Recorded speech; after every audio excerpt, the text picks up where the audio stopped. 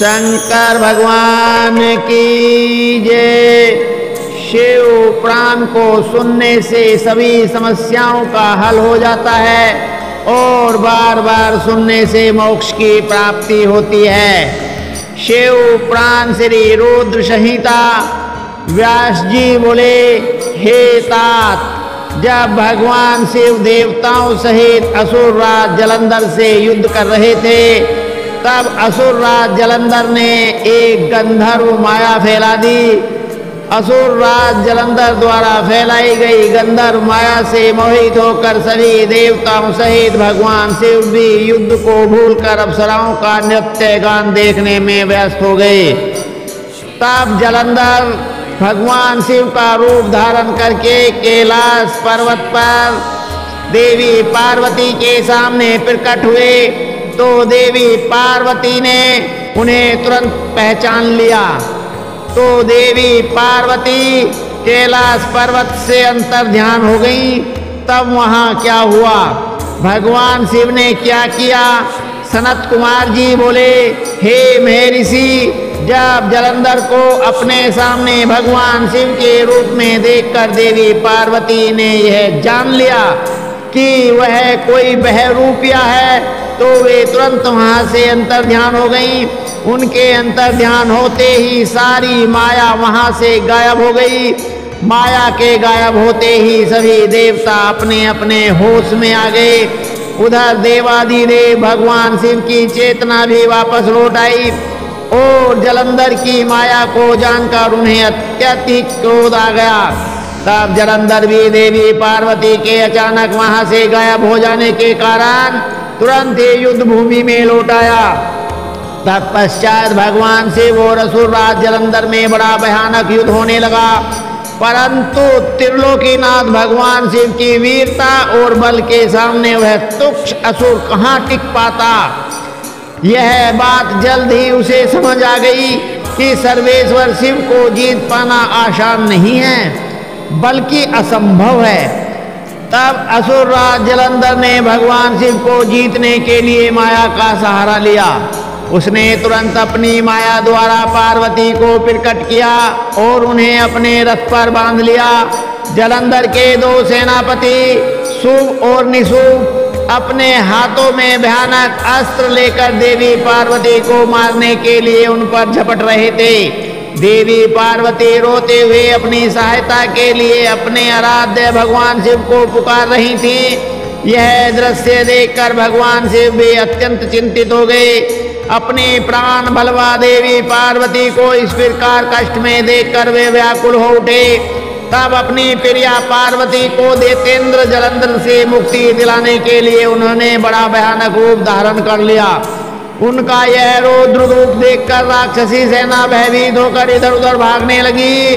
बोलो रुद्र भगवान की जय, और छिपने का प्रयास करने लगी। उधर दैत्य सेना के प्रधान शुभ और निशुभ भी डर गए और युद्ध से बचने की कोशिश करने लगे। उनके भयभीत होते ही जलंधर की माया समाप्त हो गई। युद्ध भूमि में हाहाकार मच गया। सब इधर उधर दौड़ रहे थे। जब शुभ निशुभ भी अपने प्राणों की रक्षा करने के लिए भाग रहे थे, तब भगवान शिव ने उन्हें ललकारा, परंतु वे फिर भी युद्ध के लिए तत्पर न हुए। भगवान शिव बोले, तुम तो देवी पार्वती को मारने बढ़ रहे थे, अब क्यों डर कर भाग रहे हो? आओ और मेरे साथ युद्ध करके अपनी वीरता का परिचय दो। भगवान शिव के वचनों का उन दोनों पर कोई भी प्रभाव नहीं पड़ा। वे भागते रहे। तब क्रोधवश भगवान शिव ने शुभ निशुभ को साफ देते हुए कहा, हे दुष्ट असुरों, युद्ध में कभी भी पीठ दिखाने वाले पर वार नहीं करना चाहिए, इसलिए मैं तुम दोनों को छोड़ रहा हूँ। परंतु जिनको तुम मारने का प्रयत्न कर रहे थे, वे ही देवी पार्वती तुम दोनों का एक दिन वध करेंगी।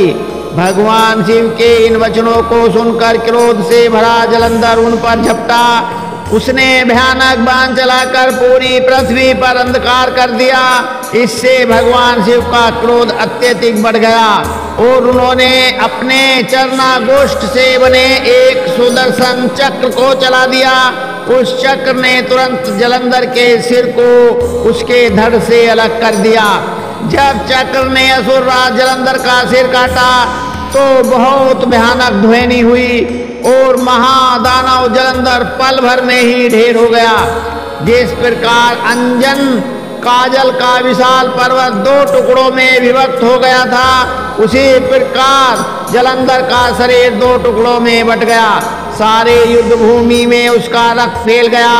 भगवान शिव की आज्ञा से जलंधर का रक्त और मांस महारोरव में जाकर रक्त का कुंड बन गया। दैत्यराज जलंधर के शरीर से निकला अद्भुत तेज उस समय भगवान शिव के शरीर में प्रवेश कर गया। जलंधर का वध होते ही चारों ओर हर्ष की लहर दौड़ गई। सभी देवता ऋषि मुनि बहुत प्रसन्न हुए। अप्सराएं और गंधर्व मंगल गान करने लगी। सारी दिशाओं में भगवान शिव पर फूलों की वर्षा होने लगी।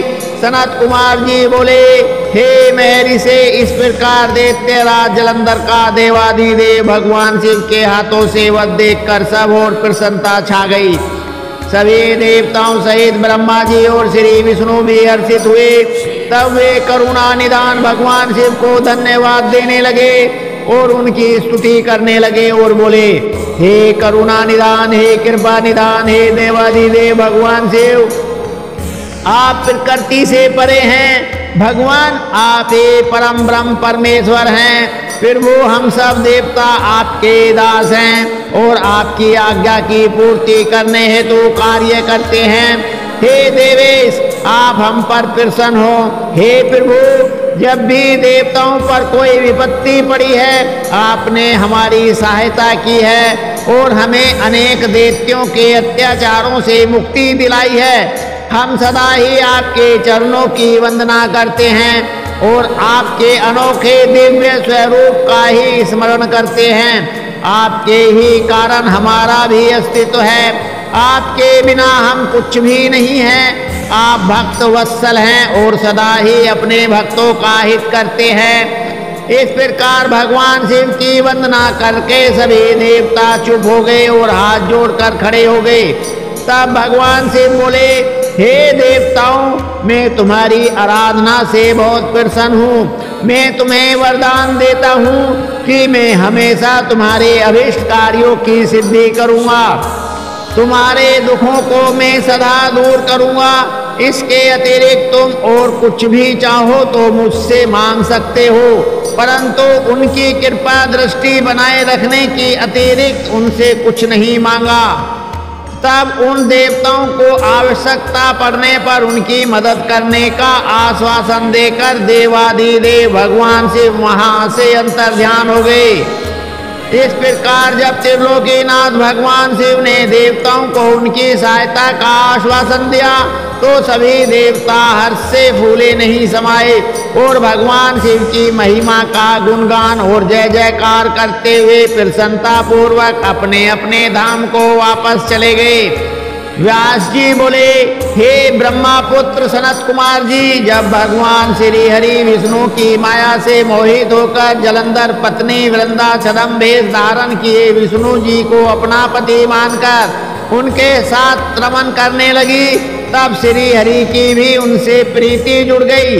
सच्चाई जान लेने के बाद कि जलंधर के रूप में भगवान श्री हरि ने उनके साथ छल किया है, उसने अग्नि में जलकर अपने प्राणों की आहुति दे दी। तब फिर आगे क्या हुआ? भगवान विष्णु कहाँ गए और उन्होंने क्या किया? तुलसी के रूप में वृंदा का जन्म कैसे और कब हुआ? कृपया यह कथा मुझे बताइए। सनत कुमार जी बोले, हे महर्षि, मैं आपके सभी प्रश्नों का उत्तर देता हूँ। मेरी कथा सुनिए, आपकी सभी जिज्ञासाएं दूर हो जाएंगी।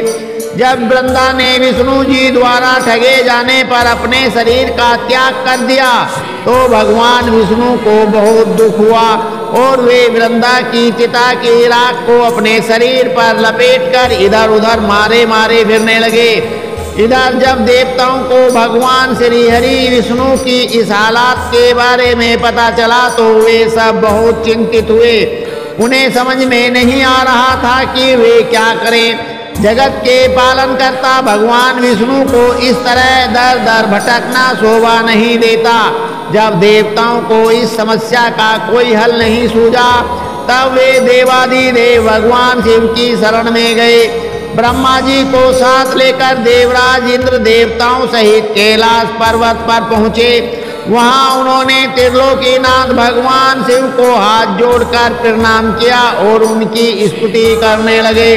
तत्पश्चात शिव के पूछने पर देवताओं ने वहां आने का प्रयोजन शिव जी को बताया। देवताओं ने कहा, हे देवाधिदेव करुणा निदान भक्त वत्सल शिव, आप तो सर्वेश्वर हैं, सर्वज्ञाता हैं। इस संसार की कोई बात आपसे छिपी नहीं है। भगवान श्री हरि विष्णु ने दैत्यराज जलंधर की पत्नी वृंदा को जलंधर का रूप लेकर ठगा है, परंतु उसके साथ रहते श्री विष्णु की उनमें प्रीति हो गई और अब वे उनका वियोग सह नहीं पा रहे हैं। वे अपने शरीर पर वृंदा की चिता की राख लपेटकर जोगी बनकर इधर उधर घूम रहे हैं। फिर वो आप उन्हें समझाइए कि वे ऐसा न करें। भगवान, यह जगत आपके अधीन है और आपको ही इस समय उनकी मदद करनी है ताकि वे पहले की भांति होकर अपने कार्य को पूरा करें। देवताओं की इस प्रकार की प्रार्थना सुनकर भगवान शिव बोले, हे ब्रह्मा जी, हे देवराज इंद्र व अन्य देवताओं, यह सारा जगत माया के अधीन है, परंतु इस जगत की जननी मूल प्रकृति परम मनोहर महादेवी पार्वती इस माया के वशीभूत नहीं है। उन पर इस माया जाल का कोई असर नहीं पड़ता। इसलिए आप भगवान श्री हरि विष्णु के इस मोह माया के जाल को दूर करने के लिए आदि देवी प्रकृति की आधारभूत देवी पार्वती की शरण में जाइए। यदि आपके द्वारा वे प्रसन्न हो गई तो आपकी हर एक समस्या का समाधान हो जाएगा और वे आपके कार्यों को पूर्ण करेंगी। देवाधिदेव महादेव भगवान शिव के इन वचनों को सुनकर सभी देवताओं को अत्यंत प्रसन्नता हुई और वे भगवान शिव से आज्ञा लेकर मूल प्रकृति की शरण में चले गए। इस प्रकार जब देवता प्रकृति देवी की शरण में जा रहे थे, उस समय वहां आकाशवाणी हुई, हे देवताओं, मैं ही तीन प्रकार से तीनों प्रकार के गुणों से अलग होकर निवास करती हूँ। मैं सतयुग में गोरा बनकर, रजोगुण में लक्ष्मी और तमोगुण में ज्योति बनकर इस जगत को आलोकित करती हूँ। इसलिए आप अपनी इच्छा पूर्ति हेतु देवी जगदम्बा की शरण में जाओ और वे अवश्य ही तुम्हारी मनोकामना पूरी करेंगी। यह आकाशवाणी सुनते ही सभी देवता गौरी, लक्ष्मी और सरस्वती को हाथ जोड़कर प्रणाम करने लगे और मन में उनका वंदन और स्तुति करने लगे। इस प्रकार जब देवताओं ने शुद्ध हृदय से तीनों देवियों का स्मरण किया, तब वे तीनों देवियां वहां प्रकट हो गईं। देवियों को साक्षात अपने सामने पाकर देवता बहुत हर्षित हुए और गौरी, लक्ष्मी और सरस्वती की वंदना और पूजन अर्चन करने लगे। तब तीनों देवियों ने मुस्कुराकर कहा, हे देवताओं, हम तीनों देवियां तुम्हारी स्तुति से बहुत प्रसन्न हैं। तुम जो कुछ चाहते हो हमें बताओ, हम तुम्हारी मनोकामना अवश्य पूर्ण करेंगे। बोलो देवी लक्ष्मी, सरस्वती और गौरी की जय। देवियों की इस कथन को सुनकर देवताओं का प्रतिनिधित्व करते हुए देवराज इंद्र ने भगवान श्री हरि विष्णु के बारे में सब कुछ गौरी, लक्ष्मी और सरस्वती देवी को बता दिया। तब उन्होंने कुछ बीज देवताओं को दिए और कहा कि ये बीज ले जाकर तुम देवी वृंदा की चिता की राख में बो दो। ऐसा करने से तुम्हारे अभिष्ट कार्यों की सिद्धि होगी। उन बीजों को लेकर देवताओं ने तीनों देवियों का धन्यवाद व्यक्त किया। तब देवियां वहां से अंतर्ध्यान हो गईं। तत्पश्चात ब्रह्मा जी सहित सभी देवता उस स्थान पर पहुंचे जहाँ देवी वृंदा ने अपने प्राणों की आहुति अग्नि में दी थी, वहां पहुंचकर उन्होंने देवी द्वारा दिए गए उन बीजों को वृंदा की चिता की राख में डाल दिए।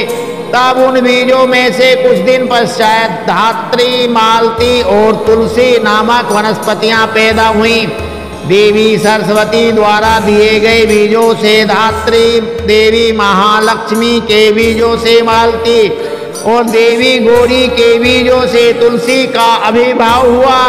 जैसे ही धात्री, मालती और तुलसी नामक ये स्त्री रूपी वनस्पतियां उत्पन्न हुई और भगवान श्री हरि ने उन्हें देखा तो उन पर से ये माया का पर्दा हट गया और वे पहले की भांति हो गए। वे उन वनस्पतियों पर अपनी कृपा दृष्टि रखने लगे और तभी से धात्री, मालती और तुलसी नामक इन वनस्पतियों को भी विष्णु से विशेष अनुराग हो गया। तब भगवान श्री हरि विष्णु पुनः वैकुंठ लोक को चले गए। सनत कुमार जी बोले, हे महामुने, शंखचूड़ नाम का एक दैत्य था जिसका वध भगवान शिव ने स्वयं अपने हाथों से त्रिशूल मारकर किया था। अब मैं आपको उस शंखचूड़ नामक दैत्य के विषय में बताता हूँ। हे मुने, आप यह जानते ही हैं कि विधाता के पुत्र मरीचि हुए थे और उनके पुत्र महर्षि कश्यप हुए थे। मरीचि के पुत्र कश्यप मुनि बहुत ही धार्मिक प्रवृत्ति के संत थे। वे बड़े ही धर्मात्मा थे और इस सृष्टि की रचना करने वाले ब्रह्मा जी की हर आज्ञा को शिरोधार्य मानकर उसका पालन किया करते थे। प्रजापति दक्ष ने उनके व्यवहार और गुणों से प्रसन्न होकर अपनी 13 कन्याओं का विवाह महर्षि कश्यप से कर दिया था। इन्हीं की संतानों से यह पूरा संसार भर गया। कश्यप मुनि की 13 पत्नियों में से एक पत्नी का नाम दनु था। दनु रूपवती, गुणवती होने के साथ साथ परम सौभाग्यवती थी। वह एक अत्यंत शांत साध्वी थी। उन्हीं दनु के अनेकों पुत्र हुए। उनका विप्रचित नाम का पुत्र बहुत ही बलशाली और पराक्रमी था। उसका भी दंभ नाम का एक पुत्र हुआ। दंभ भी अपने पिता की तरह धार्मिक विचारों को मानने वाला था। दंभ भगवान विष्णु का अनन्य भक्त था। इतना धार्मिक होने के पश्चात भी उसके कोई संतान नहीं हुई। तब वह बड़ा निराश हो गया और उसने शुक्राचार्य को अपना गुरु बनाया। उसने उनसे कृष्ण मंत्र ग्रहण किया। तत्पश्चात दंभ पुष्कर नामक तीर्थ में चला गया और वहां 1 लाख वर्ष तक कठोर तपस्या करता रहा। उसकी इस कठोर तपस्या को देखकर सभी देवता ब्रह्मा जी को अपने साथ लेकर भगवान विष्णु के पास गए। भगवान विष्णु के पास पहुंचकर सभी देवताओं ने उन्हें आदर पूर्वक प्रणाम किया और दंभ के भीषण तप के बारे में भी बताया। तब सारी बातें जानकर भगवान श्री हरि बोले, हे देवताओं, मैं जानता हूँ कि दंभ मेरा अत्यंत भक्त है। वे अपने मन में पुत्र प्राप्ति की कामना लेकर पिछले 1 लाख वर्षों से मेरी कठोर तपस्या कर रहा है। मैं अवश्य ही अपने प्रिय भक्त दंभ की इच्छा पूर्ति करूँगा। यह निश्चिंत होकर अपने अपने स्थान पर चले जाइए। भगवान श्री हरि के इन वचनों को सुनकर ब्रह्मा जी और देवराज इंद्र तथा सभी देवता उन्हें प्रणाम करके अपने अपने लोकों को चले गए। तब भगवान विष्णु भी अपने भक्त दंभ को उसकी तपस्या का फल देने के लिए पुष्कर गए। वहां उन्हें अपने सामने पाकर दंभ बहुत प्रसन्न हुआ और उनके चरणों में लेटकर उन्हें प्रणाम कर उनकी स्तुति करने लगा। तब श्री हरि विष्णु बोले, हे दंभ, मैं तुम्हारी इस कठोर तपस्या से बहुत प्रसन्न हूँ। तुम अपना अभीष्ट वर मांग सकते हो। आज मैं तुम्हारी हर मनोकामना पूर्ण करूँगा। भगवान विष्णु के ये वचन सुनकर दंभ हाथ जोड़कर बोला, हे देव, यदि आप मुझ पर प्रसन्न हैं तो मुझे अपने जैसा वीर और पराक्रमी पुत्र प्रदान कीजिए। तब श्री हरि विष्णु तथास्तु कहकर वहां से अंतर ध्यान हो गए। इसके बाद दंभ भी प्रसन्नता पूर्वक अपने घर लौट आया। कुछ समय पश्चात दंभ की पत्नी गर्भवती हुई। तब दंभ के घर में एक अलौकिक तेज विद्वान था। समय आने पर दंभ की पत्नी के गर्भ से एक पुत्र का जन्म हुआ। मुनियों ने उसका नामकरण संस्कार करके उसका नाम शंखचूड़ रखा। शंखचूड़ भी धार्मिक था। अपने परम पूज्य गुरु के अमृत वचनों का शंखचूड़ के मन पर गहरा प्रभाव पड़ा और वह पुष्कर नामक तीर्थ में जाकर एकाग्र मन से तपस्या करने लगा। उसने अपनी इंद्रियों को अपने वश में कर लिया और अनेक मंत्रों द्वारा ब्रह्मा जी की साधना करने लगा। उसकी भक्ति भाव से की गई आराधना से शीघ्र ही ब्रह्मा जी प्रसन्न हो गए। एक दिन जब शंखचूड़ प्रतिदिन की भांति तपस्या में मग्न था, ब्रह्मा जी उसके सामने प्रकट हो गए। अपने आराध्य को एकाएक अपने सामने इस प्रकार खड़ा देखकर शंखचूड़ की प्रसन्नता की कोई सीमा न रही। वह ब्रह्मा जी के चरणों में लेट गया और उनके पैरों पर अपना सिर रखकर उनकी स्तुति करने लगा। ब्रह्मा जी ने शंखचूड़ को ऊपर उठाया और उससे कहा, हे वत्स, मैं तुम्हारी आराधना से बहुत प्रसन्न हूँ। तुम जो चाहो मुझसे वरदान मांग सकते हो। मैं तुम्हारी सभी मनोकामनाएं पूरी करूँगा। अपने आराध्य ब्रह्मा जी के ये वचन सुनकर शंखचूड़ बोला, हे ब्रह्मा जी, यदि आप मुझ पर प्रसन्न हैं तो मुझे यह वरदान दीजिए कि मुझे कोई भी जीत न सके। शंखचूड़ के इस वर को सुनकर ब्रह्मा जी बोले, ऐसा ही होगा। और फिर उसे भगवान श्री कृष्ण का अक्षय कवच देते हुए वे कहने लगे कि शंखचूड़, अब तुम बद्रिकाक्ष आश्रम चले जाओ। वहाँ सैकाम तुलसी तपस्या कर रही है। तुम वहाँ जाकर धर्मराज की कन्या तुलसी से विवाह कर लो। यह कहकर ब्रह्मा जी वहाँ से अंतर्ध्यान हो गए। ब्रह्मा जी के अंतर ध्यान होने पर शंखचूड़ बद्री का आश्रम की ओर चल दिया। वहां जाकर वह तुलसी के पास पहुंचा। शंखचूड़ को अपने सामने खड़ा देखकर वह बोली, मैं धर्मराज की पुत्री तुलसी हूँ। आप कौन हैं और यहाँ किस लिए आए हैं? कृपया आप यहाँ से चले जाएं। आप शायद नहीं जानते कि स्त्री जाति मोहिनी होती है। तुलसी के वचन सुनकर शंखचूड़ बोला, हे देवी, आपके वचन सत्य हैं, परंतु मैं अपने आराध्य भगवान ब्रह्मा जी की आज्ञा से आया हूँ। मैं धनु का वंशज हूँ, दानव दंभ का पुत्र शंखचूड़ हूँ। पूर्व में राधिका के दिए शाप के कारण मैं दानव कुल में जन्मा हूँ। यह सब कहकर शंखचूड़ चुप हो गए। तब तुलसी बोली, यह सत्य है कि संसार में वही पुरुष श्रेष्ठ है जो स्त्री से पराजित हो जाते हैं, परंतु आज मैं भी तुम्हारी स्पष्टवादिता से अत्यंत प्रभावित हुई हूँ। जब इस प्रकार शंखचूड़ और तुलसी आपस में बातें कर रहे थे, तभी वहाँ ब्रह्मा जी प्रकट हो गए। उन्हें देखकर तुलसी और शंखचूड़ दोनों ने उन्हें प्रणाम किया। तुम दोनों यहाँ अभी तक बातें ही कर रहे हो। शंखचूड़, मैंने तुम्हें यहाँ तुलसी का पानी ग्रहण करने के लिए भेजा था। तुम निश्चय ही पुरुषों में श्रेष्ठ हो और तुलसी निसंदेह ही स्त्रियों में रत्न है। तुम दोनों एक दूसरे के लिए ही बने हो, इसलिए तुम्हें शीघ्र ही एक दूसरे का हो जाना चाहिए। शंखचूड़ और तुलसी को विवाह करने के लिए कहकर ब्रह्मा जी वहाँ से चले गए। ब्रह्मा जी का आदेश मानते हुए तुलसी और शंखचूड़ ने गंधर्व रीति से विवाह कर लिया। तत्पश्चात वे दोनों अनेक सुंदर मनोहर स्थानों पर अनेकों वर्षों तक विहार करते रहे। एक दूसरे का साथ पाकर वे बहुत प्रसन्न थे। जब दानवों को इस बात की सूचना मिली कि शंखचूड़ को ब्रह्मा जी से वरदान प्राप्त हुआ है, तो वे सभी बहुत प्रसन्न हुए।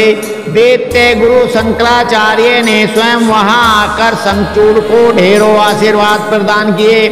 तत्पश्चात उन्होंने शंखचूड़ को आसुरों का आधिपत्य देते हुए उनका राज्य अभिषेक कराया। राज सिंहासन संभालने के पश्चात शंखचूड़ बहुत प्रसन्न था। तब शुक्राचार्य बोले, हे असुरराज शंखचूड़, तुम निसंदेही वीर और पराक्रमी हो। तुम्हें आज असुरों का राज्य सौंपकर मुझे बहुत हर्ष हो रहा है। अब इस राज्य का विस्तार करना और असुरों की रक्षा करने का दायित्व तुम्हारा है। मुझे तुम्हारी प्रतिभा पर पूरा विश्वास है। यह कहकर दैत्य गुरु शंकराचार्य वहां से चले गए। उनकी आज्ञा सिरोधारी कर शंखचूड़ राज्य करने लगे। उसने अपने राज्य का विस्तार करने के उद्देश्य से अपनी विशाल सेना को इंद्रलोक पर आक्रमण करने का आदेश दे दिया। वह स्वयं भी उस युद्ध में जा खड़ा हुआ। असुरों और देवताओं में बड़ा भयानक युद्ध शुरू हो गया। देवताओं ने अनेक असुरों को मार गिराया, अनेकों घायल कर दिया। यह देखकर असुर सेना विचलित होकर इधर उधर भागने लगी। इसे देखकर असुरराज शंखचूड़ का क्रोध 7वें आसमान पर जा पहुंचा। अपनी पूरी शक्ति से युद्ध करते हुए उसने देव सेना को खदेड़ दिया।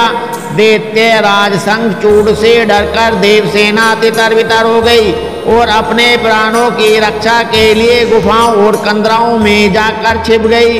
महाबली वीर प्रतापी शंखचूड़ ने स्वर्ग पर अधिकार कर लिया और स्वर्ग के सिंहासन पर विराजमान हो गया।